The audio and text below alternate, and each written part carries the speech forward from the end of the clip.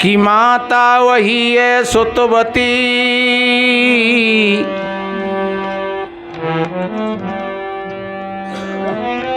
जो पुत्र ऐसा जन्मती,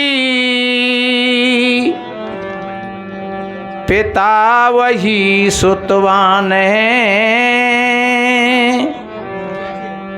जिससे वही ये संतति।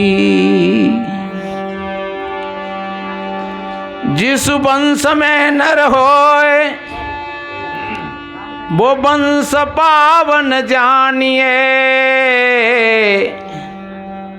रहवे जहाँ जिस देश में तीरथ वहाँ सम्मानिए। धन्य है उस माँ के लिए। अभी कितना भजन सुन रहे थे, कर्ण साध्वी बता रही कि उसे वक्त वाला क्या मारे जिसको औलाद ने मारा। पर वो औलाद कौन सी मारती है? जो माता पिता संतान की कदर नहीं करते हैं और संतान को ठीक संस्कार नहीं दे पाते हैं, वो माता पिता उन्हीं संतानों के हाथों से फिर अपमानित होते हैं। और जो माता पिता ठीक समझदार होते हैं, जो संस्कार देते हैं बच्चाओं के, उनकी संतानें चाहे बेटी हो चाहे बेटा हो, वो माता पिता की नहीं, वो पूरे समाज की अथवा देश की सेवा करते हैं। कहीं पर भी जाएंगे वहीं पर वो अपना नाम रोशन करेंगे, क्योंकि वो संस्कारवान होते हैं। तो इसमें संतान का दोष नहीं है, दोष किनका है? दोष माता पिता का है। अब माता पिता जो स्वयं में पिता है दारू पी करके आता है, मांस खा रहा है, जो माँ है सवेरे ही माता पिता में लड़ाई झगड़ा शुरू हो गया और संतान गर्भ में पल रही है या खेल रही है आंगन में, उस द्वंद्व को बेटी बेटा देख रहे हैं, तो उन बेटी बेटाओं पर क्या छाया पड़ेगी? आप विचार करिए, क्या वो बेटी बेटा वीर बनेंगे, भक्त बनेंगे, दातार बनेंगे? तो कितना बढ़िया कोई माँ, हमारे वेद शास्त्र ऋषि मुनि सभी ने ये कहा है कि आपकी संतान जैसे आप अपना खेत करते हो तो अपने खेत के आप ही स्वतः मालिक हो, और आप जैसा बीज डालोगे उस खेत में वही फसल पैदा होगी। उसमें किसी देवी देवता का और किसी भगवान का हाथ नहीं है, वो तुम्हारी मर्जी है। आप चाहे गेहूँ बोओगे तो गेहूँ काटोगे, चना बोओगे चना काटोगे, और आप गेहूँ बो करके और आप सोचोगे अब चना काट लें, तो ऐसा नहीं होगा। ये कारण कार्य की व्यवस्था है, ये नियम है। तो इसलिए अब ऐसा मन समझना, आप अच्छा किसान हो और अच्छी खेती करते हो तो अच्छी फसल लेते हो। तो इसलिए आज से हम अपने जीवन में एक माँ अपने बेटा को जगाती है सवेरे ही। कैसे जगाती है? एक दो कड़ी है, और देखिए उसकी बोली भाषा कैसी है। वो माँ कहती है,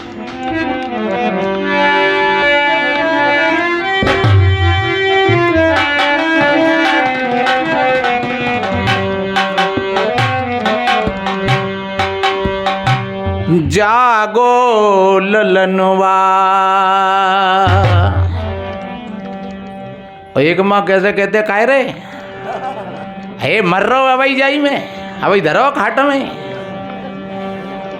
बाप आवेगा, हे दे जावे दे, काहे दे क्यों ना रही जावे।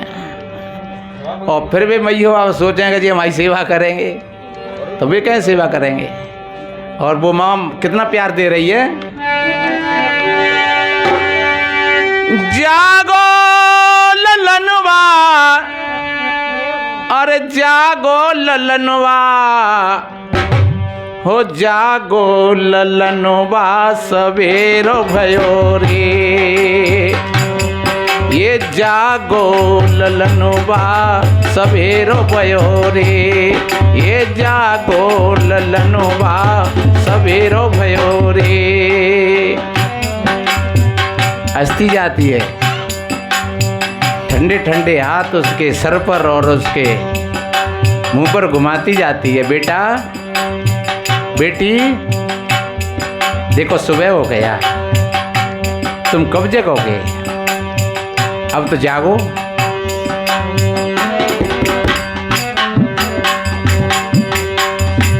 हो अखियां खोलो,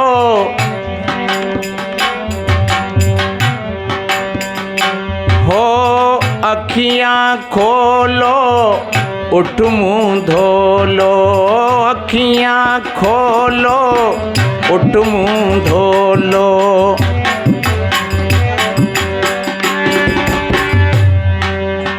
मैया जगावे, मुख से तो बोलो। अरे बेटा आंखें खोलो, और कभी कभी हंसते हुए पानी के छींटा दे देती है। बच्चा नाराज भी हो जाता है, उसकी नाराजगी को भी बड़े प्यार से सहन कर लेती है। हो मैया जगावे, मुख से तो बोलो।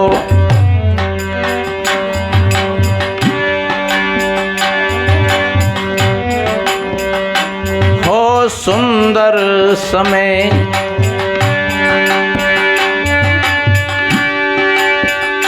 हो सुंदर समय, सुहन वारे। उठो जागो ललन भाग, सवेरो भयो रे। उठो जागो ललन भाग। हो सुंदर समय, सुहन वारे। उठो जागो ललन भाग, सवेरो भयो रे। उठो जागो ललन भाग। कैसा सुंदर है समय। सुबह का प्रभात है जिसको अमृत वेला कहते हैं। और अमृत वेला में जो कोई भाई बहन अगर सोते हैं तो वो अमृत वेला को वो विस्की वेला बना देते हैं। वैसे प्रत्येक भाई बहन को सवेरे 4 और 5 के बीच में खटिया छोड़ देनी चाहिए और बिस्तरों को घड़ी करके रख देना चाहिए। और फिर चाहे कुछ भी करिए, टहलिए, घूमिए, थोड़ा ध्यान भजन करिए, देखिए सुबह का आनंद। आप निरोग रहोगे, स्वस्थ बन करके रहोगे, जीवनचर्या बहुत अच्छी बनेगी।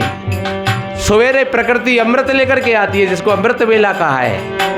इसलिए माँ कहती है बेटा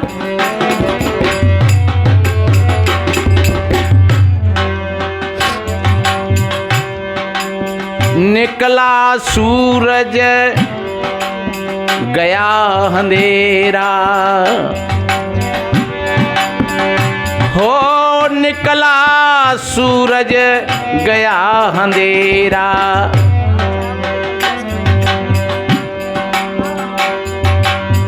जागो बेटा हुआ सवेरा।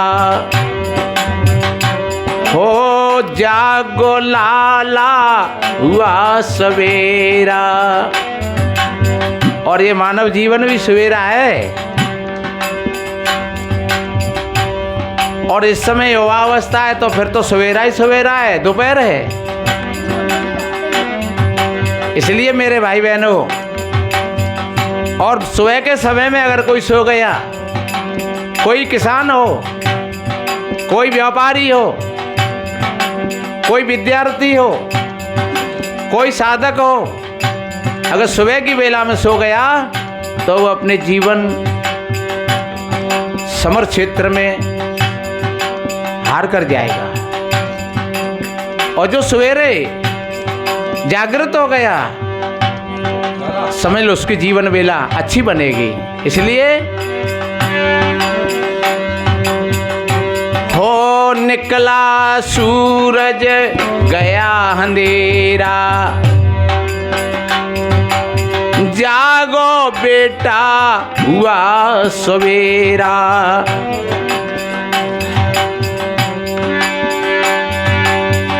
पक्षी बोले बोली प्यारी। हो पक्षी बोले बोली प्यारी। अपनी अपनी न्यारी न्यारी। आपके पास वो फुर्सत नहीं है। ये प्रकृति बहुत बड़ी किताब है, हमको हर क्षण ज्ञान देती है।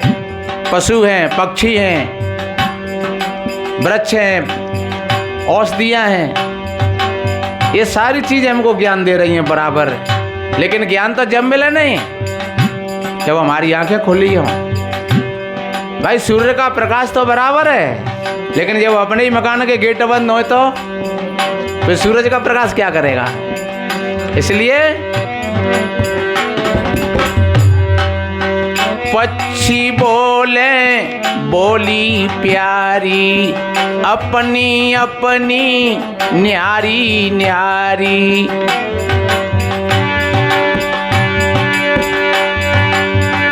हो सबने कीनो गवनवारे, सबने कीनो गवनवारे।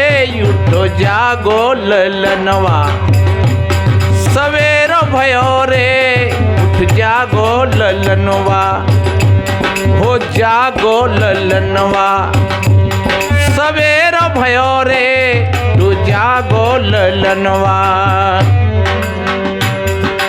अरे सभी पक्षी अपने अपने घोंसलाओं को छोड़ करके अपनी अपनी सैर करने के लिए और भोजन करने के लिए जा रहे हैं, और तुम सो रहे हो। कैसी विडंबना है।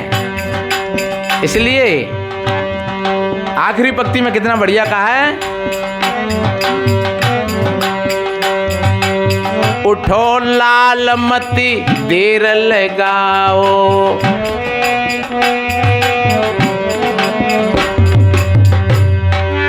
उठो लाल मती देर लगाओ। आलस नींद को दूरी भगाओ, आलस नींद को दूरी भगाओ। शास्त्रों में सबसे ज्यादा दुश्मन बताया है तो आलस्य को बताया है। आलस्यो मनुष्याणा शरीरस्थो महारिपु। तुम्हारा दुश्मन तुमको फिर भी छोड़ देगा, लेकिन तुम्हारा आलस्य तुमको नरक में ले जाएगा। इसलिए सबसे बड़े शत्रु तो अपने अंदर में ही हैं, और जो अपने भीतर के शत्रुओं को समझ लेता है वो विजयी हो जाता है, वीर हो जाता है। बुद्ध वंदना में कहते हैं, नमो तस्य भगवतो अरहतो सम्मा संबुद्धस्य। जिन्होंने अपने भीतर के दुश्मनों को समझ लिया और उन पर अनुशासन कर लिया, ऐसे लोग बौद्धत्व को प्राप्त होते हैं। और ऐसे महापुरुषों के लिए बार बार नमस्कार करते हैं। इसलिए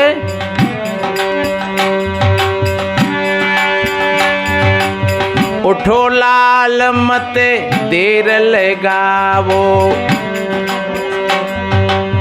आलस नींद को दूरी भगावो। सोच करो स्नान बनावो।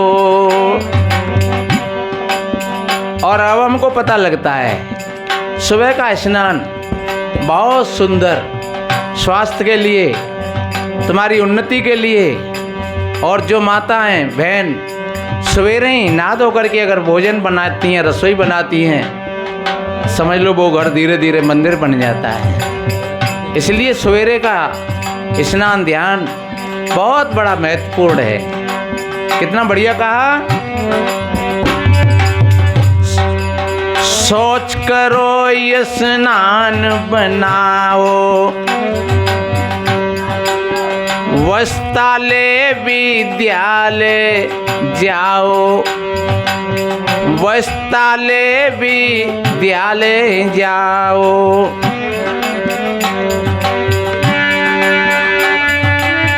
अमृत जीवन अनोखवारे,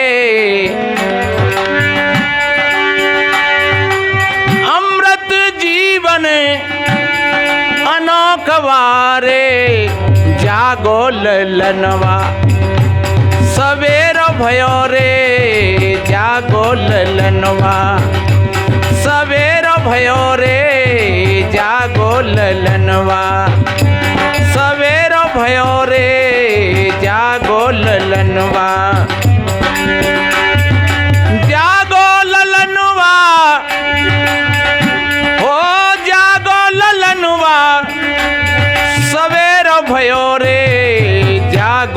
ललनवा सवेरो भयो रे जागो ललनवा सवेरो भयो रे जागो ललनवा सवेरो भयो रे जागो ललनवा।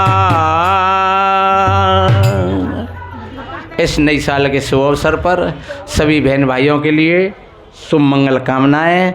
और जैसे साल बदलती है और जैसे दिना बदलता है और हमारी श्वास बदलती है, हर क्षण बदलता है, ऐसे ही हम अपने भीतर की दोष और बुराइयों को बदलें, अपने जीवन को बढ़िया बनाएं, बेटी बेटाओं को अच्छी शिक्षा और संस्कार दें, आपका जीवन मंगलमय हो, अच्छा बनेगा।